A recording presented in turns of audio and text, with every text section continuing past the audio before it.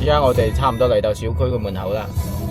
呢個門口呢係南門嚟嘅，呢邊呢就別墅喺右邊，洋房喺左邊，同一個門口入去嘅。但係停車呢，基本上都係別墅嘅車停入去路面嘅，地下車庫先係高層。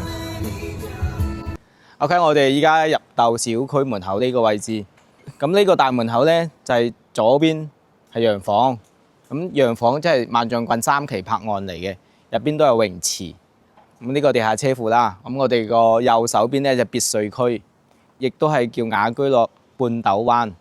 一般呢我哋都叫拍案嘅。咁別墅入邊呢就喺我哋身後有停車位啦，然之後呢邊呢啲全部都係別墅嘅停車位，而且別墅門口仲可以停車。呢入邊呢最主要係3個戶型，萬象郡半斗灣即係拍案呢個連排別墅啊。就係得3種戶型嘅啫，135方嘅中間位，同埋165方、189方嘅單邊位，最低都可以做到3間房以上嘅中間位，而且我哋可以加建出嚟嘅話，4間房綽綽有餘嘅。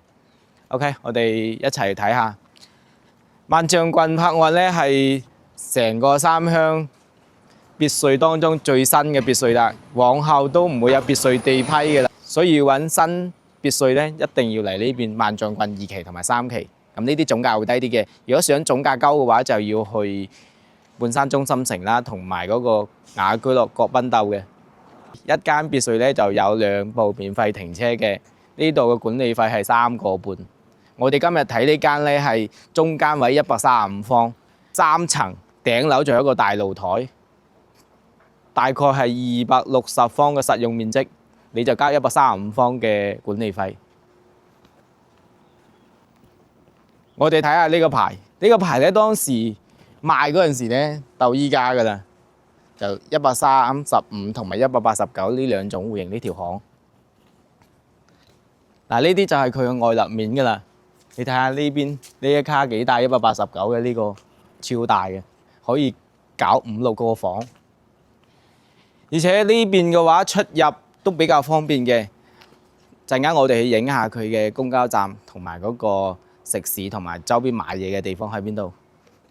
你睇下身後呢邊咧就係東南向，冇任何遮擋啊。出邊係農田同埋村同埋嗰條河嚟嘅。咁呢邊咧個別墅咧入住率咧超過咗60%以上噶啦。佢係咁樣嘅，兩邊單邊位係189，中間2戶咧就係135方嘅。咁呢2戶都喺度賣緊，我哋入屋睇下，因為啱先有人喺度拍嘢。最近呢2間屋咧比較火，反正中意呢啲200-300萬嘅屋咧，一定要睇下呢2間對比一下，就知道係咩情況噶啦。呢個牆身咧係重新噴咗新嘅真石漆嚟嘅，地面全部硬底化噶啦。大概呢個花園係30方到啦。OK， 我哋入屋睇下。一入門口呢個位置咧就有一個不鏽鋼嘅密碼鎖大門。咁左手邊咧係做到一個兜頂嘅鞋櫃同埋嗰個雜物櫃嘅，你睇下。幾大呢個櫃，可以擺好多嘢落去。咁我哋右手邊咧做咗一個半開放式嘅廚房，你睇下呢個廚房幾大，而且採光非常之好。洗碗機都已經配好㗎啦，你睇下幾貼心，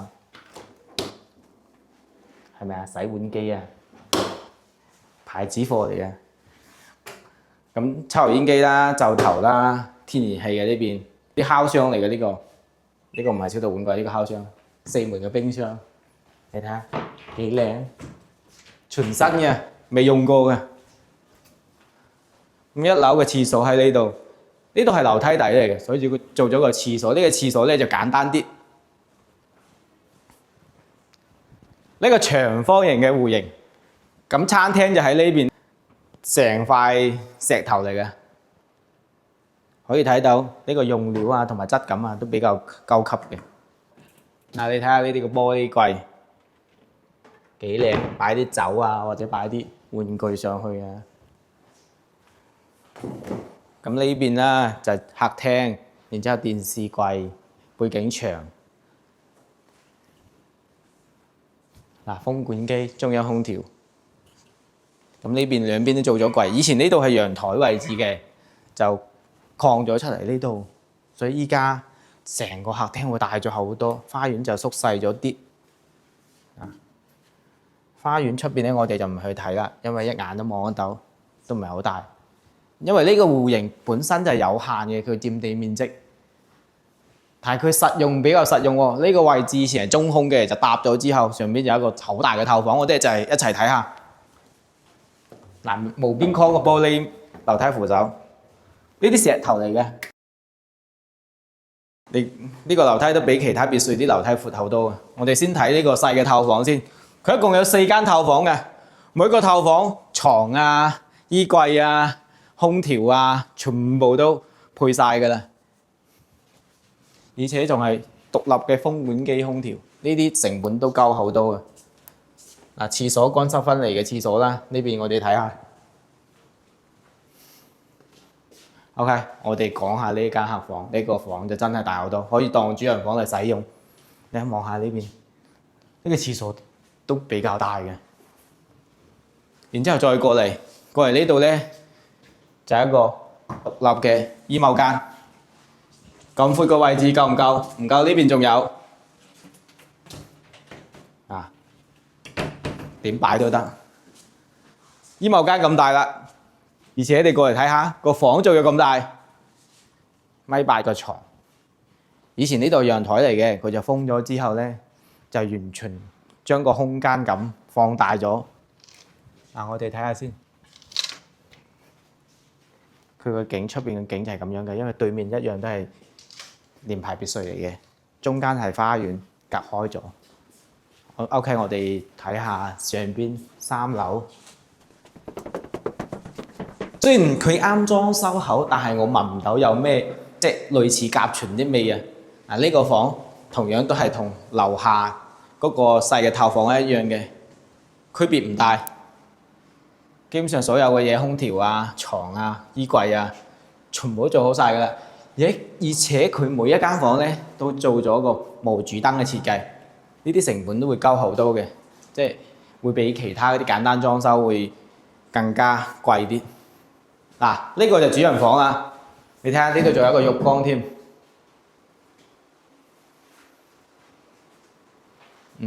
主人房非常之大，2個洗手台。主人房呢度咧，因為廁所用大咗，所以佢衣櫃咧就得呢一排。其實主人房嘅空間係足夠用嘅。呢啲屋開價依家328萬，你覺得貴唔貴啊？我哋再去頂樓睇下。佢可以貸200萬，我已經問過銀行啦，因為我嘅客人睇過問過價。而家係可以貸200萬嘅情況下嘅話，再同業主溝通下，傾下個價，大概俾100萬首付，咁供200萬，咁幾千蚊嘅啫，每個月月供9000零蚊。咁呢度係樓頂啦，你睇下人哋其他鄰居嗰啲頂樓。佢係做咗一個太陽能光伏嘅有啲。OK， 我哋呢邊咧佢就做咗防水，其他就做一個圍欄，佢就唔會再加噶啦，已經問清楚業主嘅啦。到時如果自己想加嘅話，就自己揾師傅過嚟搭個太陽棚。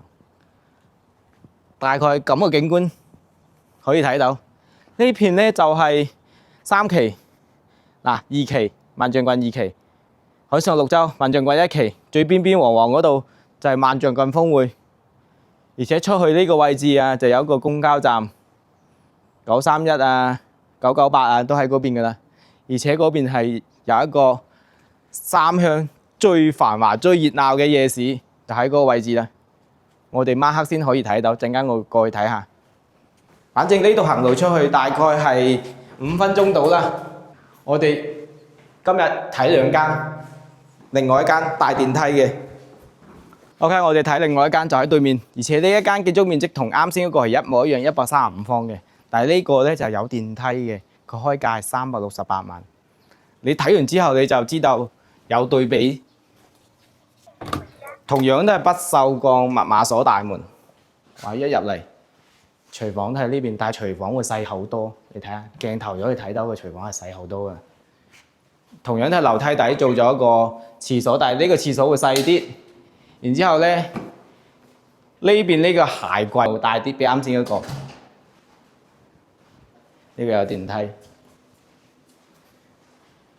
因為做咗電梯之後，呢個位置啊，即係餐廳嘅位置啊，同埋嗰個客廳嘅位置啊，就會細啲。同樣一樣都係封咗個陽台出邊嘅。花園其實兩邊都係差唔多咁大嘅，即係客廳會細翻咗啲啲。其實兩邊嘅用料咧都各有千秋嘅，我認為啊都覺得係幾好嘅，因為有風管機啦，呢個中央空調吊咗頂，牆身啊各方面都睇唔出有其他咩大問題。我哋坐下電梯先，睇下呢部 lift 得唔得？哇！呢個觸屏嚟嘅喎，一樣都係做咗4個透房嘅。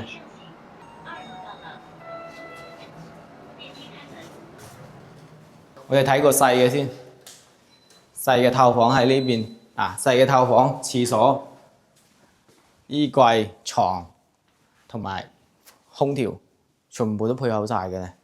即係兩個可能風格唔一樣，但係戶型啊，基本上一致嘅。主人房咧，即係呢邊呢個透房咧，望落花園呢個透房會細翻啲，再加上佢呢度冇封個窗出去咧，就個陽台仔風格有啲啲唔同。嗱，呢排都係櫃嚟嘅，可以擺落好多衣服啦。呢啲係咪擺個床空調啊，有少少區別咯。呢邊我哋睇下3樓。呢邊呢個細房其實同下邊嗰個細房一樣嘅，都唔會好大。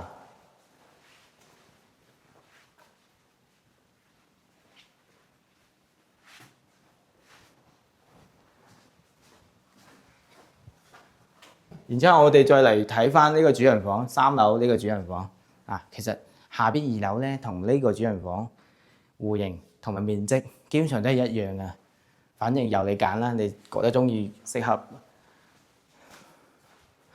反正你覺得邊個適合做主人房有邊個啦。OK， 我哋嚟樓頂觀察一下，對比一下。嗱，呢度咧就因為電梯嘅關係啦，所以呢個位置咧係搭咗啲擋雨棚、陽光棚嘅玻璃嘅，出邊基本上都一致嘅。依家係中午12點啦，所以有啲熱嘅真係。前面仲有啲啲，基本上就咁樣啦。我哋樓下總結一下啦。OK， 咁我哋睇完咗呢2間聯排別墅啦，對比咗下，其實咧各有千秋啦。呢邊呢間咧就有電梯，老人家上落樓咧就唔使咁麻煩。嗰邊嗰間咧房會大啲，採光會好啲。2間咧價錢咧相差唔係好多嘅啫。如果大家覺得呢啲別墅 OK 嘅話，可以嚟揾阿張參考一下。而且如果你想揾三鄉新少少嘅別墅區嘅話，聯排別墅200-300萬嘅，就只有萬象郡2期同埋3期呢2個區就會新啲嘅，而且戶型都比較方正。再一個咧，佢呢邊配套設施啊，同埋交通出行啊，都非常之適合港澳人士嘅。OK， 今期我哋就到呢度啦。中意嘅話就關注阿張，聯繫我，拜拜。呢條路咧就係我哋依家喺小區出嚟嘅路啦。嗱，喺我哋嘅右手邊就係車站213-998-931，都可以喺呢度。931開嚟啦，931，前面就係931啦。呢部車931開嚟啦，準備到前面車站啦。呢度咧就係夜市啦，2期出嚟嘅夜市，晚黑咧就非常之熱鬧嘅，呢邊停車都停唔到啊。咁兩邊咧就係嗰啲食肆啊、快餐店啊、超市仔啊，同埋嗰啲日用品嘅商店啊，基本上想買咩，基本上都可以滿足到噶啦。呢排鋪啲鋪都好旺嘅，呢啲鋪，而且鋪租又貴。